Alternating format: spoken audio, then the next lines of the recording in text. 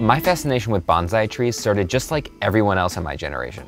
The Karate Kid. Pat Morita's Mr. Miyagi teaches scrappy New Jersey kid Daniel LaRusso about patience and inner peace by learning to sculpt and nurture and grow these miniature trees. The motif continues through the entire original trilogy and still today in the new Netflix series Cobra Kai. And in this video, I want to talk about bonsai trees as related to conversations. What? It'll make sense. By the way, my name is Brian Miller. I'm a former magician turned author, speaker, and consultant on human connection. I'd always wanted a bonsai tree, and a few years ago decided it was finally time.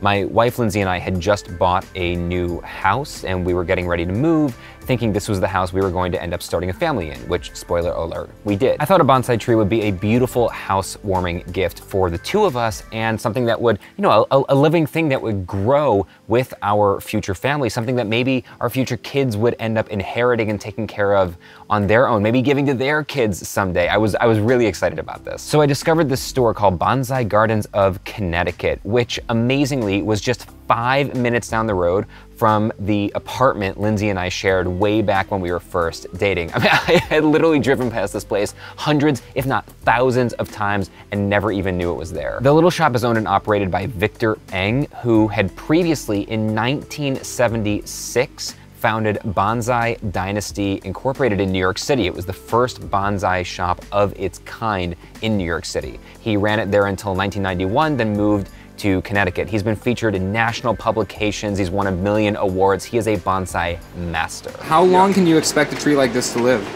It should outlive us.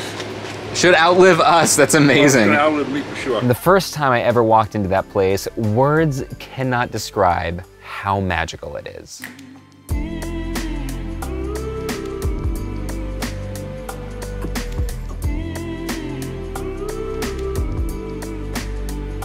I was immediately drawn to a specific tree, this tree. Which was a little weird because when I originally imagined getting one, I thought we were gonna get a little baby tree, the ones you see in the malls, but Victor actually explained that almost all of those baby bonsais that people buy in malls end up dying within just a few weeks because the baby bonsais are really hard to take care of and nurture, and people just don't know what they're doing. But this tree, Victor told me, was already 25 years old. He planted her himself 25 years earlier. That's amazing. And mature bonsai trees like this one are actually much easier to take care of because they have deep roots and, in Victor's words, they are resilient. So I brought her home. We didn't have any trouble learning when to put her outside, when to take her inside, how to water, how often, how much, but pruning, trimming, the Karate Kid stuff, that seemed like way above our pay grade. These are really beautiful. Come, you try.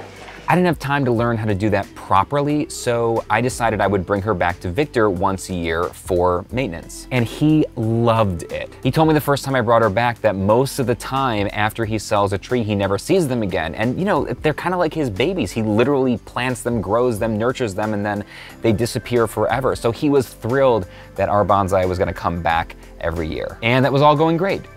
Until COVID. Between Lindsay being pregnant and the world shutting down, we didn't manage to get bonsai back to Victor last year during 2020. I said to Lindsay, I'm gonna take her into Victor as soon as the world is safe. And then we had a baby and our whole life changed. And by changed, I mean we stopped sleeping. A few months later in the dead of winter, I noticed that some of bonsai's leaves were drying up and falling off, and she was getting brittle. I was trying to water her, doing the best I could, but she wasn't a priority anymore. We had a baby. The months wore on, life gets away from you, and all of a sudden it was the summer of 2021. Bonsai was a mess. It had been 2 years since the last time she'd had any trimming, any love, any care. I had to make bonsai a priority again. I told my assistant to block off my calendar for an entire day. No calls, no appointments, no emails, no nothing. Bonsai rode in the passenger seat with me during the near hour-long drive all the way back from where we now live to the Bonsai Gardens of Connecticut. And even though it had been years since I'd stepped foot in that place,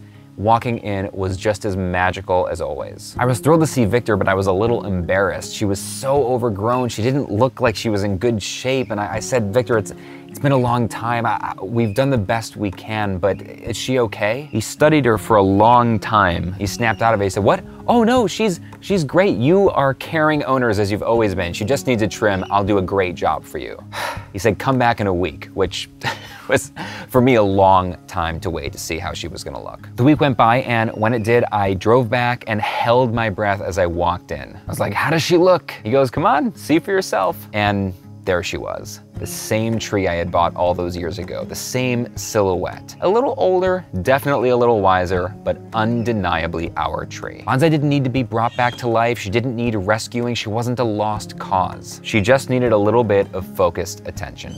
So, what's this got to do with conversations? Conversations make a lot of people nervous. 75% of millennials and Gen Z prefer texting to talking, and it's not really hard to imagine why. Here's how renowned researcher Sherry Turkle describes the problem in her book, Reclaiming Conversation. A young man in his senior year of high school makes things clear. What's wrong with conversation? I'll tell you what's wrong with conversation. It takes place in real time, and you can't control what you're gonna say. Turkle says, this reticence about conversation in real time is not confined to the young. Across generations, people struggle to control what feels like an endless stream of incoming information to assimilate and act on, and interactions to manage. Handling things online feels like the beginnings of a solution. At least we can answer questions at our convenience and edit our responses to get them right. Turkle sums it up perfectly when she says, the anxiety about spontaneity and the desire to manage our time means that certain conversations tend to fall away. Many people struggle with real-time conversations today because there's like too much stuff to do. You have to fully focus, which is not something we're used to doing anymore. You have to make eye contact. You have to ask meaningful follow-up questions. You have to talk enough to keep the volley going, but not so much as to overpower the conversation. All right, let's take a breath. We just spent 18 months near exclusively online. Our conversational bonsai trees are overgrown. But that's okay, because just beneath the clumps is that perfect silhouette of a beautiful human connection waiting to be unearthed. Conversations aren't dead. Human connection isn't lost forever. It just takes a little bit of focused attention to reclaim our relationships. And when in doubt, remember the words of Mr. Miyagi. Concentrate.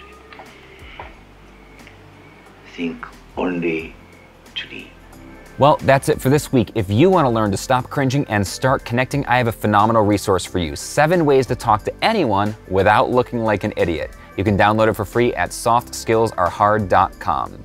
Hit the like button if you enjoyed this video, subscribe for more content, and I'll see you soon.